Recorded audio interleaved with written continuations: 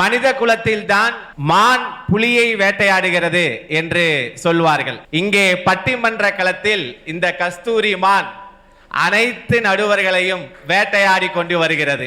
அக்னி குஞ்சொன்று கண்டேன், அதை அங்கொரு காட்டிலோர் பொந்திடை வைத்தேன், வெந்து தணிந்தது காடு தழல் வீரத்தில் குஞ்சென்னும் மூப்பென்னும் உண்டோ தத்தருகிட தோமநாயம் பாரதி. தட்டி விட்டா போதும், ஜல்லிக்கட்டு காலையா சீறி போய் என்ன காரியத்தினாலும் என்னுடைய இளைஞர்கள் முடிப்பான். சும்மா இங்க உட்காந்துக்கிட்டு நாங்க தான் காரியத்தை முடிப்போம்னு சொல்லிக்கிட்டு இருக்காங்க. இன்னைக்கு நடக்கூடிய டேட்ல இருந்து எத்தனை நாளைக்குள்ள நான் சொல்லக்கூடிய காரியத்தை உங்களால பண்ண முடியும்னு எழுதி வச்சுக்கோங்க. அப்படி என்ன காரியம் கேக்குறீங்களா? உங்களுடைய மனைவியை உங்களால் வெற்றி கொள்ள முடியுமா? எத்தனை இளைஞர்கள் தன்னுடைய குடும்பத்திற்காக தன்னுடைய நாட்டிற்காக எவ்வளவு கஷ்டப்பட்டு போராடிட்டு இருக்கான் தெரியுங்களா? இன்னமும் 90s கிட்ஸ் எல்லாம் மனித குலத்தில் தான் மான் புலியை வேட்டையாடுகிறது என்று சொல்வார்கள். இங்கே பட்டிமன்ற களத்தில் இந்த கஸ்தூரி மான் அனைத்து நடுவர்களையும் வேட்டையாடி கொண்டு வருகிறது என்பது நிதர்சனமான ஒரு உண்மை. அப்படிப்பட்ட சிறப்பாக செயல்பட்டு கொண்டிருக்கின்ற நடுவர் அவர்களுடைய படத்திலிருந்தே சந்திரரே வாரும் சுந்தரிய பாரும் பட்டிமன்றம் சொல்லி கொடுக்கும், அது மாதிரி சிறப்பாக செயல்பட்டு கொண்டிருக்கின்ற நம்முடைய நடுவர் அவர்களை வணங்கி எனது அணியினரையும் வணங்கி ஆற்றல் மிகு இளைஞர்களாக செயல்பட்டால்தான் அனுபவம் கிடைக்கும், மிகச்சிறந்த பெரியவர்களாக விளங்க முடியும் என்ற உண்மையை எதிரணியினருக்கு தெரிவித்துக் கொண்டு எதிரணியினரையும் வணங்கி ஆற்றல் மிகு இளைஞர்களா எடுத்த காரியத்தை வெற்றிகரமாக முடிப்பவர்கள் ஆற்றல் மிகு இளைஞர்களா அனுபவம் மிகு முதியவர்களா? ஒரு அருமையான பாரதியார் பாட்டோட தொடங்குறேன். அக்னி குஞ்சொன்று கண்டேன், அதை அங்கொரு காட்டிலோர் பொந்திடை வைத்தேன், வெந்து தணிந்தது காடு தழல் வீரத்தில் குஞ்சென்னும் மூப்பென்னும் உண்டோ தத்தருகிட தோமநாயம் பாரதி.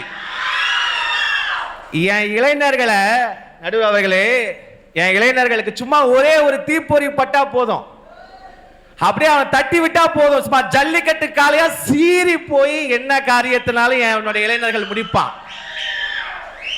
சும்மா இங்க உட்காந்துக்கிட்டு நாங்க தான் காரியத்தை முடிப்போம்னு சொல்லிக்கிட்டு இருக்காங்க.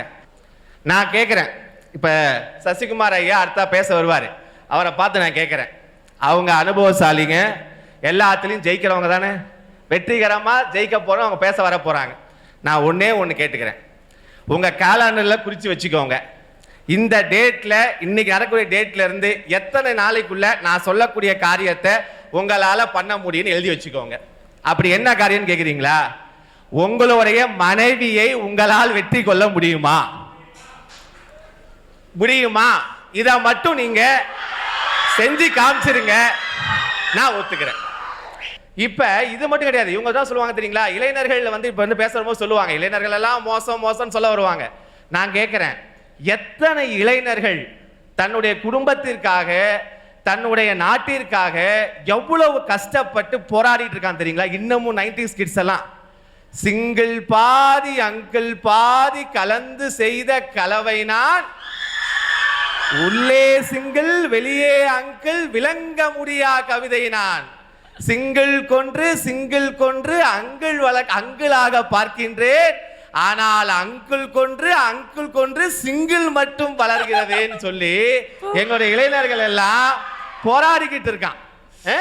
இப்படி இருக்கும் போது இத சொல்றேன் பாருங்க, இந்த இளைஞர்கள் இவங்க சொல்றாங்களே, இளைஞர்கள் என்ன சாதிச்சு முடிச்சிட்டாங்க பண்ணிட்டாங்கன்னு கேட்கிறாங்களே, நான் கேட்கிறேன், திருப்பூர் குமரன் சுதந்திரத்திற்காக போராடி உயிரை நீத்த போது வயது 28, பகவத்சிங் சுதந்திரத்திற்காக போராடி வயதை உயிரை விட்ட போது 24, வீரபாண்டிய கட்டபொம்மன் 39, பாரதியார் 38, நேதாஜியுடைய இளைஞர் படைதான் காந்தியடிகளுடைய சுதந்திர போராட்ட வெற்றிக்கு வித்தானது என்று சொல்கிறார்கள். அப்படி இருக்கும் போது என்னுடைய இளைஞர் படை யோசிச்சு பாருங்க, தலைவான்னு சொல்றதும் இளைஞர்கள் தான், தலைமை செயலகத்துக்கு அனுப்புறதும் இளைஞர்கள் தான், மறந்துடாதீங்க. தலைவான்னு சொல்றதும் இளைஞர் தான், உங்களை தலைமை செயலகத்துல உட்கார வைக்கிறது இளைஞர்கள் தான், நாளைக்கு உங்களை தலைமை செயலகத்தை உட்கார வைக்கிறது எங்க இளைஞர்கள் தான்.